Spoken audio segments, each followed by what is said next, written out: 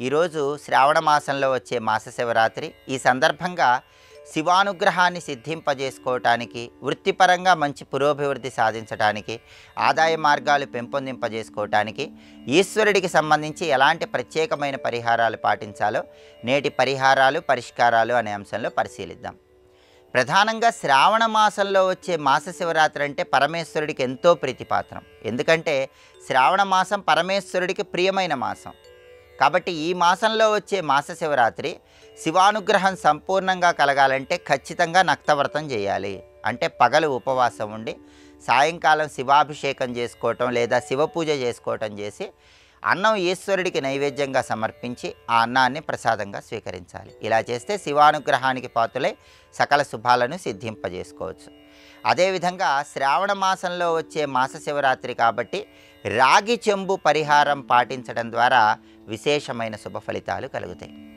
ఈ రాగి చెంబు పరిహారం ఏంటంటే, పరమేశ్వరుడికి సాయంకాలం పూట అభిషేకం చేస్తున్నా, ఈశ్వరుడి చిత్రపటానికి పూజ చేస్తున్నా శివ పూజలో ఒక రాగి చెంబును ఉంచి ఆ రాగి చెంబులో నీళ్లు పోసి ఆ నీళ్లలో కొన్ని నందివర్ధనం పూలు, పద్మ పుష్పాలు, గులాబీ పూలు వేసి ఉంచాలి.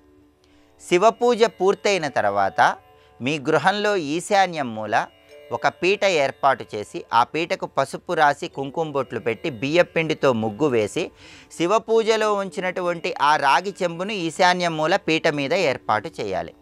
అలా ఏర్పాటు చేసిన తర్వాత ఓం హం ఈశానాయ నమః అనే మంత్రాన్ని ఆ రాగి చెంబు దగ్గర 21 సార్లు పఠించి ఆ తర్వాత రాగి చెంబులో ఉన్నటువంటి ఆ పుష్ప జలాన్ని ఈశాన్యం నుంచి ప్రారంభించి గృహంలో అన్ని దిక్కులలో చల్లాలి. అలా చేస్తే శివానుగ్రహానికి ప్రతి ఒక్కరూ సులభంగా పాత్రులు కావచ్చు.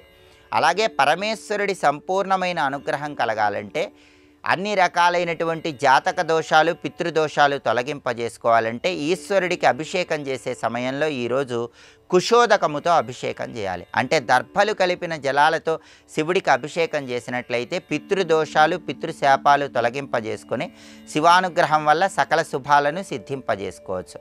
అలాగే జాతక చక్రంలో ఉన్నటువంటి గ్రహ దోషాలు, నక్షత్ర దోషాలు అన్నీ తొలగింపజేసుకోవటానికి శ్రావణ మాసంలో వచ్చే మాస శివరాత్రి సందర్భంగా పరమేశ్వరుడికి బొప్పాయి పండ్ల రసంతో అభిషేకం చేయాలి. అలా చేస్తే గ్రహదోషాలు, నక్షత్ర దోషాల తీవ్రతను తగ్గింపజేసుకొని సకల శుభాలను సిద్ధింపజేసుకోవచ్చు.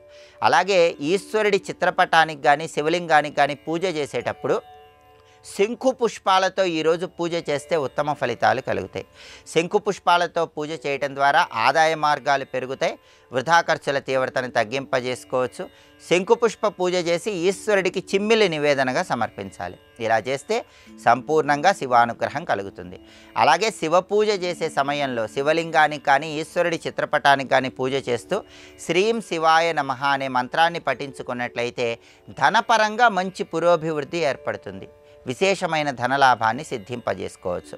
ఈ ప్రత్యేకమైన విధి విధానాలు పాటిస్తూ శ్రావణ మాసంలో వచ్చే మాస శివరాత్రి సందర్భంగా ఈశ్వరుడికి పూజ చేయండి. శివానుగ్రహం వల్ల అష్టైశ్వర్యాలు, భోగభాగ్యాలు సిద్ధింపజేసుకోండి.